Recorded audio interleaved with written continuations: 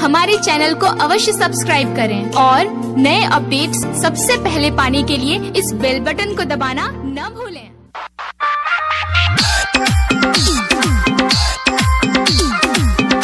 हमरा प्यार बढ़ गेला, प्यार बढ़ गेला,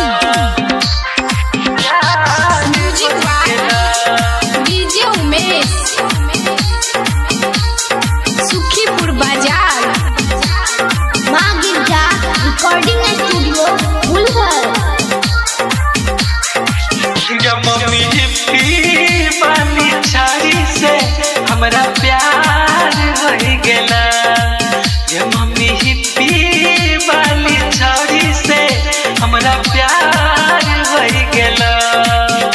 मन में बस गेला, दिल में धस गेला, नाना जार हो गेला। मन में बस गेला, दिल में धस गेला, नाना जार हो गेला। जब मम्मी हिप्पी वाली छाड़ी से हमरा प्यार हो गेला, जब मम्मी हिप्पी वाली छाड़ी से हमरा प्यार हो गेला।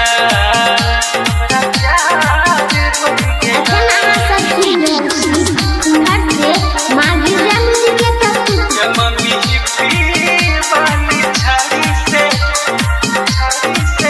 हमरा प्यार हो गेला, प्यार हो गेला। मिले रहल छाड़ेगा मम्मी जमुनी नदी के घाट पर, दिल दीवाना मर हो गेला गे ओकरा मीठ मीठ बात पर, ओकरा मीठ मीठ बात पर, ओकरा मीठ मीठ बात पर। मम्मी के मिले रहल छाड़ेगा मम्मी जमुनी नदी के घाट पर गे मम्मी, जमुनी नदी के घाट पर, दिल दीवाना मर हो गेला गे ओकरा मीठ मीठ बात पर। घूमे मेला लड़ल को तेरा दिल पचल कोई करार हो गेला। जब मम्मी हिप्पी वाली छाड़ी से हमरा प्यार हो गेला, जब मम्मी हिप्पी वाली छाड़ी से हमरा प्यार हो गेला, हमरा प्यार हो गेला। जब मम्मी हिप्पी वाली छाड़ी से हमरा प्यार हो गेला, डीजे उमेश हो गेला। सुखीपुर बाजार माँ गिरजा रिकॉर्डिंग स्टूडियो फुलहर।